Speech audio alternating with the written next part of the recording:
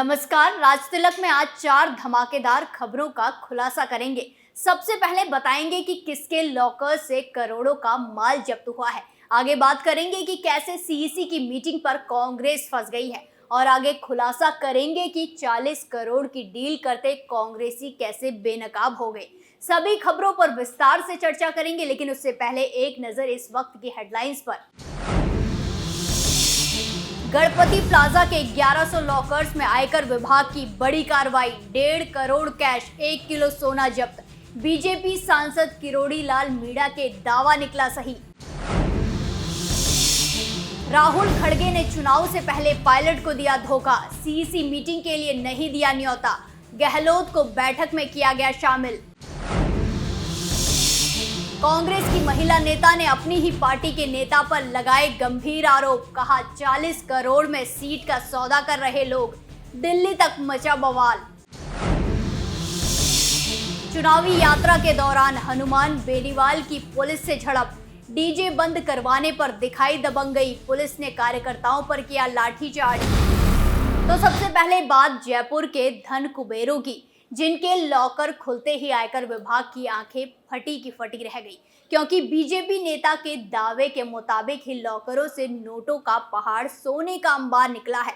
आयकर की बड़ी कार्रवाई ने कांग्रेस की धड़कनें बढ़ा दी हैं। दरअसल किरोड़ी लाल मीणा की शिकायत के बाद आयकर की टीमें एक एक कर सभी लॉकर्स की जांच कर रही हैं। आयकर विभाग ने 3 और लॉकर खोले। इन लॉकर्स में 1 किलो सोना और 1.5 करोड़ रुपए नगद मिले हैं।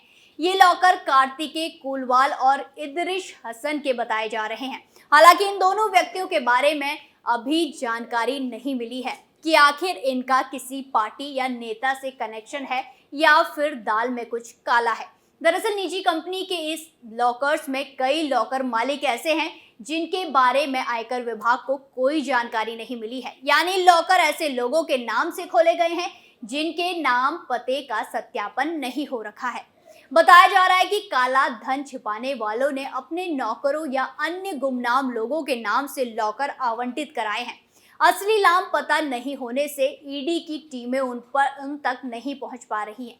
ये कार्रवाई तब हुई है जब राज्यसभा सांसद डॉक्टर मीणा ने 13 अक्टूबर को दावा किया था कि गणपति प्लाजा में 100 लॉकर्स में 50 किलो गोल्ड और करीब 500 करोड़ का काला धन है। ये पैसा गहलोत सरकार के कई घोटालों से जुड़ा हुआ है। डॉक्टर मीणा की शिकायत के बाद इनकम टैक्स डिपार्टमेंट की टीमें लॉकर खंगालने में जुटी है। जिन लोगों के नाम से लॉकर आवंटित है उनकी डिटेल खंगाली जा रही है और लॉकर मालिकों को बुलाकर जांच की जा रही है। यहाँ करीब 1100 लॉकर बने हुए हैं जिनकी जांच की जाएगी। अभी तो आशंका जताई जा रही है कि और भी माल जांच एजेंसियों के हाथ लग सकता है। वहीं बीजेपी नेता ने तो इन लॉकरों को कनेक्शन पेपर लीक घोटाले से जुड़े कांग्रेस नेता खड़गिया से भी बता दिया है। बीजेपी नेता का खुलासा सही साबित होने के बाद कांग्रेस में बवाल मच गया है, क्योंकि जांच की आंच बड़े बड़े कांग्रेस नेताओं तक पहुंच सकती है। क्योंकि जांच के दौरान ईडी और इनकम टैक्स के साथ नकदी और अन्य दस्तावेज तो लगे ही हैं, लेकिन असली मालिकों का पता भी चल सकता है। खैर, अब सारे घोटालेबाज सलाखों के पीछे जाने वाले हैं। राहुल, सोनिया, खड़गे ने पायलट के साथ बड़ी धोखेबाजी कर दी है। चुनाव पास आते ही पायलट को उनकी औकात दिखा दी है, जिससे कांग्रेस में बवाल खड़ा हो गया। खबर आ रही है कि पार्टी के दिग्गज सचिन पायलट को सेंट्रल इलेक्शन कमेटी की मीटिंग से दूर रखा गया। राजस्थान को लेकर दिल्ली में एआईसीसी मुख्यालय में सीईसी की मीटिंग बुलाई गई, लेकिन इसमें सचिन पायलट को न्योता नहीं दिया गया है। ऐसे में पायलट को लेकर एक बार फिर सियासी गलियारों में चर्चाएं तेज हो गई हैं। कहा जा रहा है कि पार्टी पायलट को किनारे करके प्लान पर काम कर रही है और गहलोत को आगे रखा जा रहा है। तो ऐसे में अब पायलट को ये बात खटक गई है। कयास लगाए जा रहे हैं कि कांग्रेस की पहली लिस्ट जारी होने पर जबरदस्त लड़ाई देखने को मिल सकती है। पायलट को ना बुलाने पर उनके समर्थक दिल्ली तक बवाल कर सकते हैं, क्योंकि 2018 के विधानसभा चुनाव के वक्त सचिन पायलट कांग्रेस के प्रदेश अध्यक्ष थे और पार्टी से जुड़े हर छोटे बड़े फैसले में रहे थे। बाद में 2020 में गहलोत से नाराजगी के बाद पार्टी हाईकमान ने पायलट को प्रदेश अध्यक्ष और डिप्टी सीएम की जिम्मेदारी से मुक्त कर दिया था। पिछले 3 साल में कई बार ऐसे मौके आए जब पायलट और सीएम अशोक गहलोत आमने सामने आ गए। दोनों के बीच नाराजगी भी सार्वजनिक मंचों पर देखने को मिली। हालांकि चुनाव में ऐन पहले संगठन ने दोनों के बीच सुलह फॉर्मूले का निकालने का दावा किया है, लेकिन सुलह का दिखावा कहीं ना कहीं आलाकमान ने पायलट को ठगने के लिए करवाया है, क्योंकि अब चुनाव में आलाकमान किसी भी एंगल पर पायलट को भाव नहीं दे रहा है। और ऐसे वक्त पर जब मध्य प्रदेश और छत्तीसगढ़ को लेकर अभी तक सीईसी मीटिंग में स्क्रीनिंग कमेटी के सदस्य बुलाए गए हैं, लेकिन राजस्थान चुनाव को लेकर पायलट को नहीं बुलाया गया।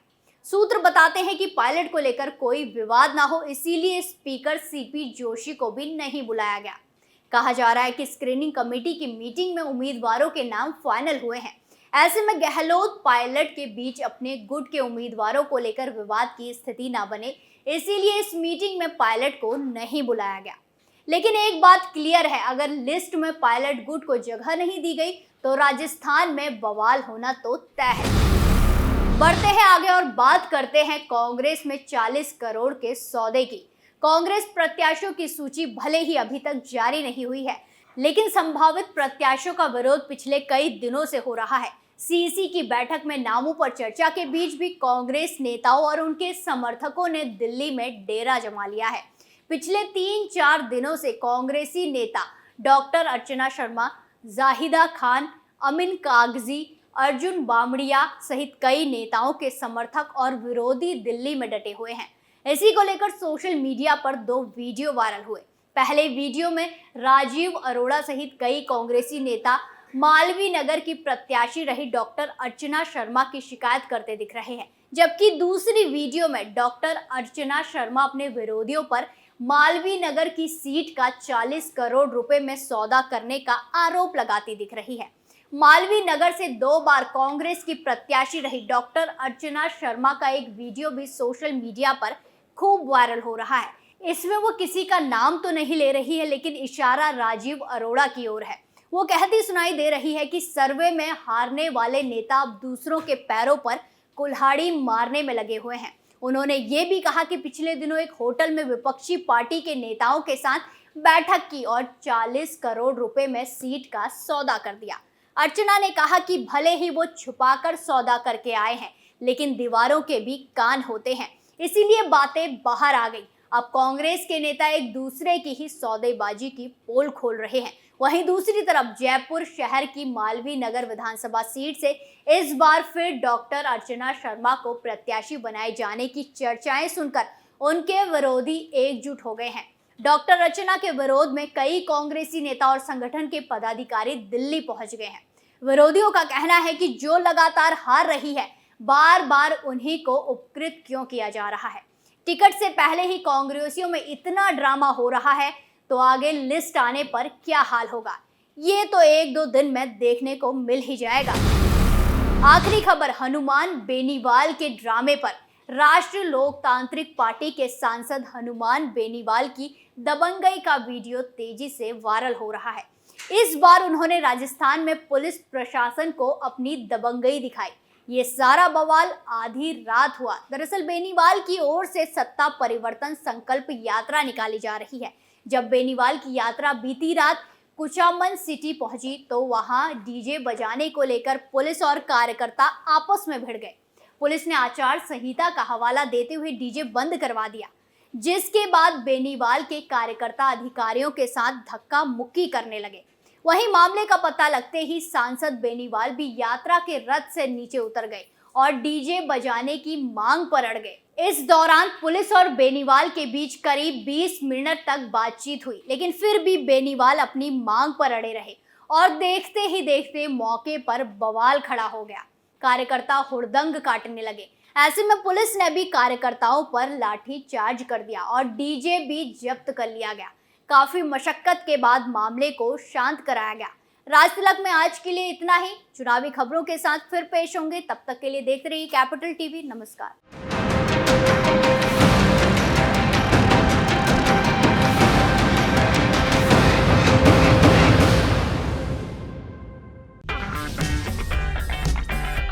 अगर आपको हमारा वीडियो पसंद आया हो तो इसे लाइक करें, हमारे चैनल को सब्सक्राइब करें और हाँ, बेल आइकन दबाना ना भूलें ताकि आप तक हमारे वीडियो की नोटिफिकेशन पहुंचती रहे।